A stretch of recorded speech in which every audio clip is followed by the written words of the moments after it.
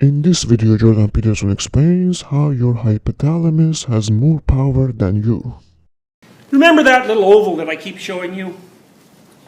Point B, point A. You're trying to get from point A to point B, and point B is a representation and point A is a representation fundamentally, and then you invoke actions or perceptual schemes that are necessary to translate one state into the other. Okay. Now, imagine for a moment that what the primary biological brain systems do is grab hold of that oval. And they say, point A, you're hungry. Point B, you need food. Here's the behaviors and the perceptions that you've used in the past to solve that problem. Let's prime them and implement them. And so that's what's happening during your day. It's like you get hungry, the hypothalamus grabs that little oval, and now you're under the control of the hypothalamic perceptual and motor functions. Now, it's connected to the rest of the brain, so it's going to do this in a pretty sophisticated way, but it's going to call on procedures and routines that you already know in order to solve the problem. Like you know where the fridge is, you know how to open the peanut butter, whatever it is you're going to eat, you know how to hold a knife, So all those things are going to be primed. The behaviorists thought of that, they thought of the action of the fundamental biological systems as drives. And there's a deterministic element to drive, So you're hungry, the hunger makes you move your foot down the stairs in a sort of stereotyped manner, a chaining of behavioral output, simple reflexes, and it drives you to the fridge, and that drives you to unscrew the peanut butter and to take out the knife, and these are all chained reflexes. Turns out that's wrong, but it's a useful and interesting model. The way it was demonstrated that was wrong. Okay, so now we're going to go back to rats for a minute.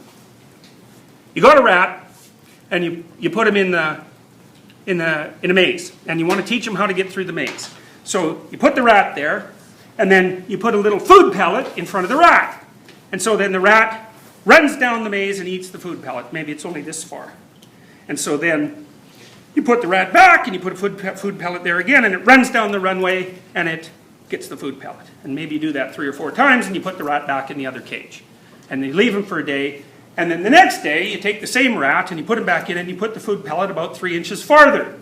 And so it runs down there, grabs the food pellet, etc. And then you put it another 3 inches and another 3 inches, another 3 inches, and soon the rat is zipping through the maze. And you can see how you could conceptualize that as the simple chaining of reflex behaviors, right? Because it's not that complicated. The rat has to walk, reflexive, and then it just has to chain the reflexes together. And you want to have a simple model if you're a scientist, and so that was the model. But then some wise guy took a rat, I can't remember his name unfortunately, but he was extraordinarily funny as far as I'm concerned. He took the rat and he tied up its back legs, and then he put its back legs on a little cart. And then he put the rat in the maze, and sure enough, the rat would go like this through the maze to get to the end. And he said, well, obviously that's not reflex chaining, because rats don't have wheels, but if you stick wheels on a rat, it can figure it out pretty damn quick. And so it was experiments like that blew apart the simple reflex chaining hypothesis of behaviorism. That's such a funny experiment, eh? I mean, they must have just cackled away when they thought that one up. It's like, talk about your ultimate nerd experiment. Right? Let's put wheels on this rat and see what happens. Anyways. Okay. So Sokolov and Vinogradov and a variety of other people started believing that, animals weren't simple chains of reflexes from sensation to behavioral output, but that they generated models of the world. And the basic model would be, and this is a cybernetic model.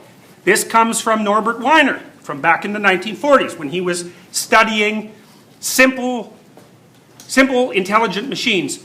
And one of the things Wiener worked on was anti-missile systems. So, because imagine, you get a missile and it's zooming along, and you want to shoot another missile at it to hit it. Now that's a complicated problem. It's trying to hit a moving target. And he construed that what the anti-missile missile should do is track its trajectory towards the like the ideal trajectory towards the missile, and then correct for deviations from that. So if it got a little too far to the left, then it would move to the right, and then if it got a little too far to the right, it would move to the left. It's like a thermostat. It's basically the same system that's in a thermostat. It's the simplest form of intelligent behavior. And that's actually the model that Gray used. It was quite funny because when I was teaching about this in Boston, I had an engineer in one of my classes, and I went through the Gray model, which is this cybernetic model, and he said, that's weird. That's exactly the same system that we use to design anti-missile missiles. I thought, Jesus, that's really weird. That's a hell of a coincidence. And then the engineer went off to England where he met Geoffrey Gray, and he said that. It's like, isn't this an interesting coincidence? And Gray said, well, it's not a coincidence because it was the anti-missile researchers' work that, or at least a branch of that work, that had the same intellectual history as this particular theory. So, that was quite cool. And that's all stemming from this guy at MIT. So, imagine what happens is, your hypothalamus says, you don't have enough sugar in your blood. And so, it pops up this perceptual, I call them motivation action maps. What is it? No, I can't even remember what I called them. Motivation. Oh, it doesn't matter. They're those little ovals, and they contain a way of looking at the world, so a way of focusing in on the things that are relevant, and they contain the branching sequence of ready-made actions and perceptions that you would use to solve the problem. And they sort of prime those, so they're at hand. And I think that's what you basically experience when you get hungry, And hunger isn't just the feeling in your stomach, the empty feeling. It's also this impulse to act, right, in a particular direction. And it's a heightened particular taste. And maybe even for a particular substance. So it turns out, this is quite cool. There's 5 or 6 or 7 primary tastes. And part of your brain tells you what it is that you're tasting. And then another part of your brain says whether or not that is a good taste or a bad taste. And if it's a good taste, then you'll pursue it. And if it's a bad taste, or even a neutral taste, you won't pursue it.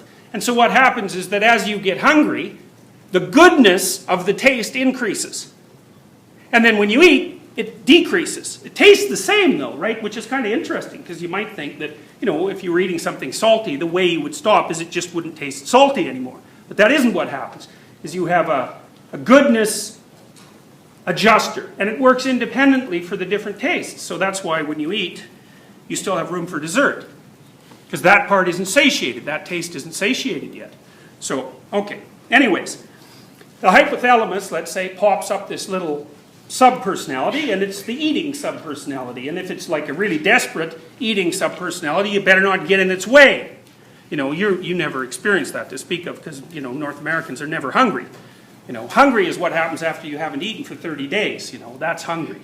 So, and you don't want to get in the way of someone like that. They're going to be occupying the hunger, motivation, action, and perception module all the time, and in a very, very motivated way. And the hypothalamus is no hiker. It's got massive projections reaching up into the parts of the brain that you would associate more particularly with you. And if it wants to subordinate you to it, it will. And you see this all the time in binge eaters.